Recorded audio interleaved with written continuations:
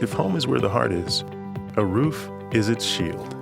That's why for nearly 30 years, homeowners have trusted Garcia Roofing. For more information, visit garciadidmyroof.com.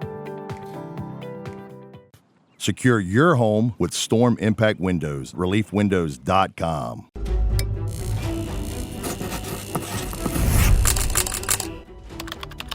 A little bit, but what happened in court today? So the grand jury heard two cases. Case against State of Louisiana versus David Carlton, who's the police officer involved, as well as State of Louisiana versus Tyquel Zanders. And both cases, the grand jury came back with 2 counts of manslaughter. The underlying felony for the manslaughter of the officer was that of aggravated obstruction of highway, which elements include that anyone who operates a vehicle where it's foreseeable that human life may be endangered and a death occurred, then those are the elements of manslaughter. As it relates to Tyquel Zanders, the grand jury heard evidence and returned 2 counts of manslaughter on him involving aggravated flight from an officer. On Mr. Zanders, they also indicted him with 1 count of negligent injury on the minor kid, as well as reckless operation. And the grand jury indicted the cop also with malfeasance in office, which entails him conducting his duty in an unlawful manner.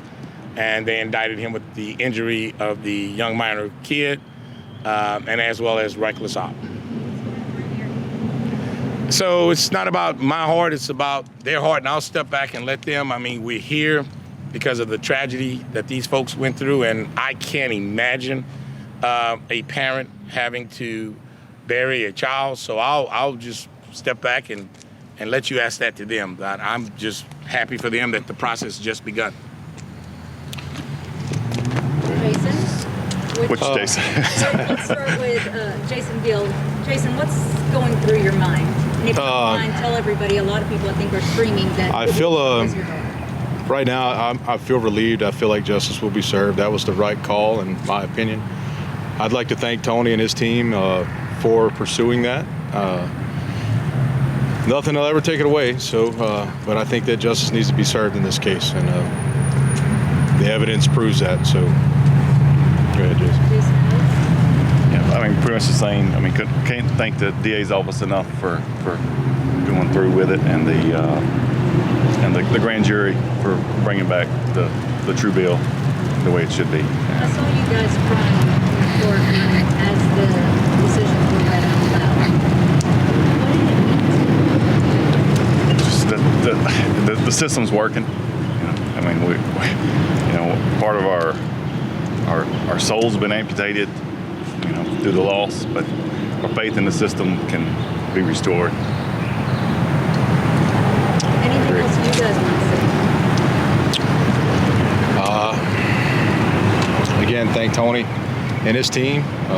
Thanks for the people for West Baton Rouge, the community for the outreach and helping us through this difficult time. So, Tony, if we can get you back up here, kind of explain to the general public that what is the difference between negligent homicide and manslaughter, and then on manslaughter, you have to have an underlying crime. Can you explain that a little bit to us? So any type of murder or homicide that does not require specific intent, or the intent to kill, that if you commit a felony and as a result of that felony somebody dies, then you're guilty of manslaughter, i.e. aggravated obstruction of highway. So if you were to ask me what's the premise of this case, after you've heard from these parents, it stands for this, in my opinion, that blue lights don't give you the right to part the Red Sea. You get caught up, particularly that officer and that other young man, you get caught up on that adrenaline turns, just like that. You get caught up, or they got caught up in that adrenaline, and that adrenaline turned into tunnel vision, and that tunnel vision turned into the death of these kids. Inexcusable. I do believe, and I hope the legislature revisit the way we do these high-speed chases. I just don't believe you travel 100 miles an hour in a small community like Brewley through Addis into another parish, from East Baton Rouge through West Baton Rouge and into Iberville Parish. I think we need to look at it, because it's just no reason for these parents to have to endure what they're enduring. I'm just an instrument. I'm just doing my job. I get to go home today. They have to go to a graveyard for the rest of their lives because of the gross negligence of that police officer and Mr. Sanders, period. And I'm not saying that other cases are not difficult. Would you say this one was a little close? I saw the kids. I saw the aftermath of it. I have kids.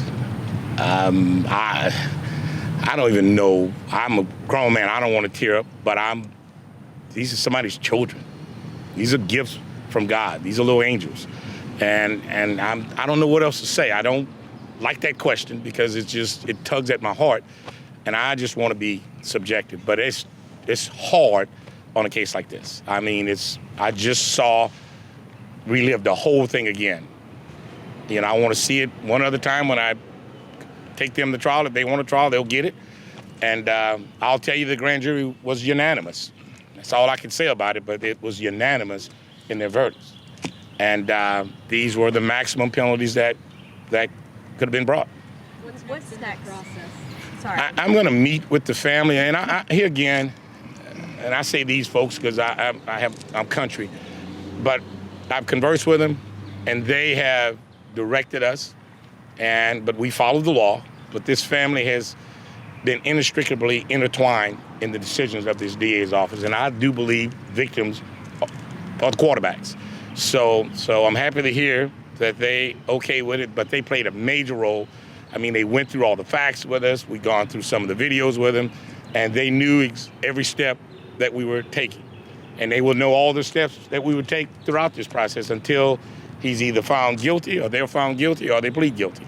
And at that point in time, the family comes back and they will make the call on it. That's my story, and I'm sticking to it.